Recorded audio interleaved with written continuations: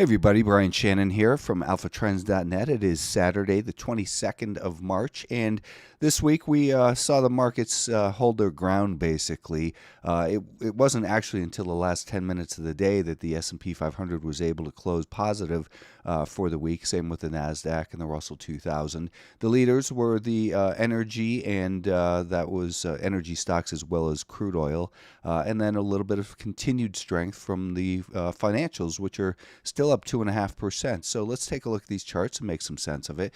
The daily time frame is on the left, and here we see this declining 20-day moving average. That's that dashed red line. We see a dashed blue 50-day moving average, which is also declining. This is the year-to-date anchor, the blue, the thick blue, and the orange is the anchor from the election. This here is the 200-day moving average. So we're below all those, and that doesn't inspire confidence. When we look at this daily chart, it kind of looks like a consolidation that could go either way. And a lot of times this looks somewhat like a bearish flag. We were starting to see some progress in these markets this past week as it tried to hold above the 5-day moving average, but we saw that gap lower yesterday that did some pretty good damage on the open, but it almost fully recovered, closed down just a little bit on the day. But again, it was that last 10 minutes of the day when the market finished right at the anchor here, and this black anchor is the anchored VWAP from the Federal Reserve meeting, and we're also at the 5-day moving average. So going into next week, I don't see any clarity still here. We've got this pattern where we had these higher highs and then higher lows, and now we saw a lower high, and is this going to be a lower low? So we have to be on the alert that just because we close positive on the week doesn't mean we're going to be turning higher. If we get stuck in this area and start to break down, then I think it's possible still that we could head down towards that 2-year anchor. Let's take a look at it on the charts here with back it up to TradingView, where we see these are the 5-day moving averages in orange for the SPY, the Qs, the semiconductors, and the Russell 2000. The Qs look a little bit better on the shorter term time frame, but when we look at the daily time frame here on the left, it's held so far at the 2-year anchor, and we saw that brief undercut which we had spoken about, and that often turning into a reversal point. This is going to be the key for next week. If we hold above 473, then we can continue to contain this damage and rebuild for possible upside. But when we look at the daily time frame, again, declining 20-day moving average, declining 50-day moving average, those are the things that don't inspire confidence.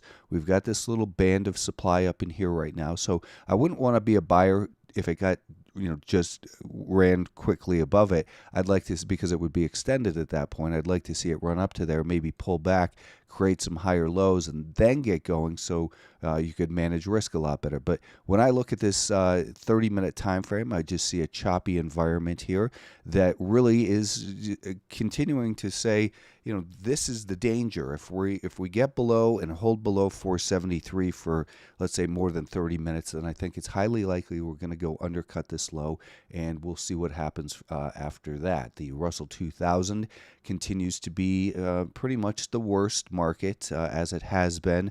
As we know, it didn't find buyers at the 200-day moving average over here. It didn't find buyers at the 2-year anchor, but it did find sellers at the declining 20-day moving average. Those are all of the hallmarks of a declining market that is not reversing in here. So if we remain stuck below 205, then I think you could probably look at this and say, it's likely to continue back down. That's the way I see it. If it can get back above 204, 205 and hold above that, it creates a little bit more neutral environment. But you have to look at it and say, we're going to be trapped below that 5-day moving average here on Monday if we stay weak. And that 5-day moving average will be declining at a greater pace because we'll be getting rid of this data. So again, the Russell 2000 remains pretty much a complete waste of time. I don't see any reason to be involved there. Semiconductors, we've spoken at length about the weekly chart and how it has the possibility of doing something like this, that it looks very similar over here to where it did over here when it was below all those declining moving averages. So this isn't a prediction. This is just something that you have to look at and say, is that, look like it's a possibility here. And, the fact that we're stuck at the declining 20-day moving average, we're stuck below the 2-year anchor. We rallied up on light volume after a heavier volume decline. And this is what I had drawn in on Thursday night for subscribers. And that's exactly what happened. We pulled back to the month-to-date anchor. That's that blue line. And then we're stuck under here. If we remain under 226.5, then I think that it's a high likelihood that we're going to see this thing roll back over. And who's going to lead the semiconductors? Certainly not Micron. Micron reported earnings on Thursday night. The stock was up at 110 after hours. I can't imagine how those people felt who bought it there. But, always look at the personality of the stock. It's been trapped with this declining 200-day moving average. And as I always say, when the 200-day moving average is declining, don't expect rallies to hold. Look at the prior rallies up into that zone and what happened to them. They got smashed time after time again. I don't know why these types of things surprise people. But anyways, Micron, the point is not going to lead this market, the semiconductors higher. How about NVIDIA? Well, NVIDIA right now, we still see that pattern that we've had all year, which is lower highs and lower lows. Is this the next lower high?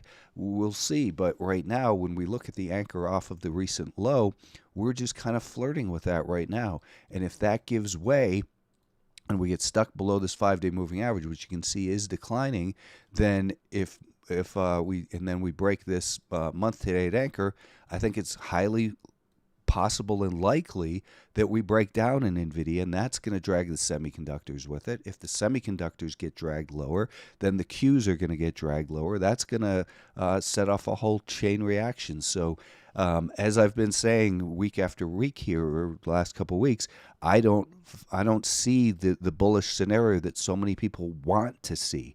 And you have to ask yourself, do you see something bullish in these charts, or do you just want to see something bullish? I've seen, as I mentioned to subscribers as well, that I've seen people talking about the biotechs are leaders. They are not leaders. They're below declining 20/50, 200-day moving average. They're neutral here in the intermediate term. If that's what you think a leader is, leaders go up. Leaders help your account make money, not lose less.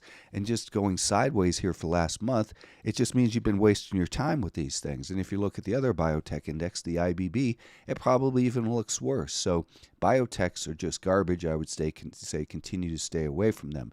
Bonds, they gapped way up after the Fed right into this, not quite into that zone, but, we still see the possibility of an inverted head and shoulders pattern in here. But this is why you don't chase gaps. You don't get excited and chase those gaps. That's going to be an important level. We want to maintain an anchor off of that peak right there, because that shows us where the sellers took control after that gap up. And, maybe they can rebuild in here, but there's just no reason to really look and be excited. If we look at Bitcoin, what's Bitcoin doing? It's kind of building, I think, a similar to the NASDAQ, and that is this a bearish little flag in here that's ready to break down? To me, it's looking like just kind of a complete waste of time. I haven't touched Bitcoin in about 2-3 weeks now. I'm not interested in these choppy ranges. There's better things to trade than Bitcoin, I think, right now. And if it can, rebuild over the next couple months and then go assault these anchors, then perhaps it can, start to regain some momentum to the upside. But I don't see that happening. Again, I see it as a complete waste of time. If you look at Tesla, we got a little bit of a bounce on Friday. But again, where are we? We're still within this range from last week. And that's great. As I mentioned on the Stock Twitch show on Wednesday, which you can find on YouTube, that it looks like maybe we can run up here, but just up to the top end of that range. And then if we run up there, what we want to see is now the stock is getting a little bit short-term extended with this 30-point move. A 30-point move on a $220 stock is close to 15%.